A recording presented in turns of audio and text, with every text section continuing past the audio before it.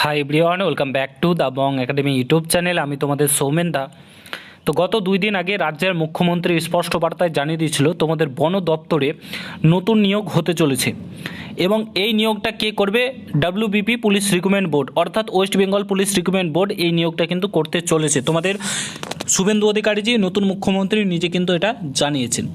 তো এখানে কত কি শূন্যপদ থাকতে চলেছে, কবে থেকে আবেদন শুরু হতে পারে, আবেদনের শেষ তারিখ কত থাকবে, সিলেকশন প্রসেস, রানিং, সমস্ত কিছু তোমাদেরকে এই ভিডিওতে জানাবো। তোমরা অনেকে জানতে চেয়েছো, পুরো ভিডিওটা দেখার চেষ্টা করো, তাহলেই হবে। চ্যানেলে নতুন হলে অবশ্যই চ্যানেলটাকে সাবস্ক্রাইব করে পাশে থাকা বেল আইকনটাকে প্রেস করে দেবে। যখন আমি নতুন ভিডিও আপলোড করবো তার নোটিফিকেশন পেতে অবশ্যই চ্যানেলটাকে সাবস্ক্রাইব করে দেবে। বিভিন্ন আর্টিকেল থেকে শুরু করে রাজ্যের মুখ্যমন্ত্রী যেহেতু জানিয়েছে, প্রত্যেকটা জায়গায় বর্তমান পেপার পত্রিকা, আনন্দবাজার পত্রিকা প্রত্যেকটা জায়গায় প্রকাশিত হয়েছে। এখানে কি বলেছে? পুলিশ রিক্রুটমেন্ট বোর্ডের নিয়োগ করবে বন দপ্তর। ঠিক আছে, পুলিশ রিক্রুটমেন্ট বোর্ড নিয়োগ করবে বন দপ্তরে মুখ্যমন্ত্রী ঘোষণা করেছেন। কি বলেছেন চলো তোমাদেরকে একটু পড়ে শুনিয়ে দিই। এখানে বলেছে, এবার থেকে পুলিশ রিক্রুটমেন্ট বোর্ডের মাধ্যমে বন দপ্তরে নিয়োগ হবে। আগামী কয়েক মাসের মধ্যে এই দপ্তরে সব শূন্যপদ নিয়োগ করা হবে। আগামী কয়েক মাস অর্থাৎ পুজোর আগেই কিন্তু তোমাদের নোটিফিকেশান আসতে চলেছে। তোমাদের প্রত্যেকটা ডিপার্টমেন্টের নোটিফিকেশান আসবে। পড়াশোনা যদি করো তাহলে ভালো, না করলে আরও ভালো।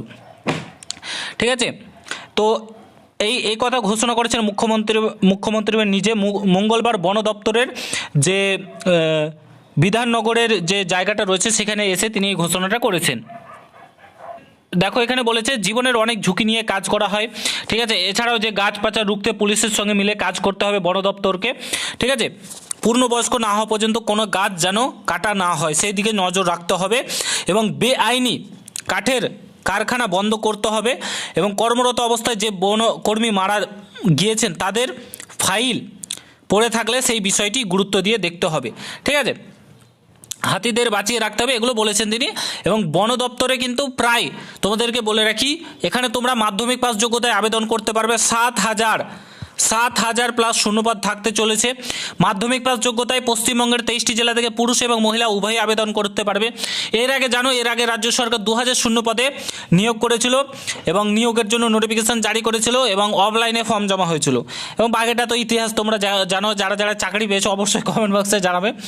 তো এই হচ্ছে ব্যাপার। তো তোমাদের নিয়োগ হচ্ছে 7000 শূন্যপদে, যেটা আপডেট পেয়েছি। মাধ্যমিক পাস যোগ্যতায় আবেদন করতে পারবে পশ্চিমবঙ্গের 23টি জেলা থেকে। 18 থেকে 45 বছর বয়স হয়ে থাকলে, 40 কিংবা 45 বছর বয়স থাকলে আবেদন করতে পারবে। এবং তোমাদেরকে বলে রাখি, তোমাদের পুজোর আগেই নোটিফিকেশানটা আসবে। পুজোর আগেই তোমাদের আগস্ট সেপ্টেম্বর এই 2 মাসের মধ্যে তোমরা নোটিফিকেশান পেয়ে যাবে।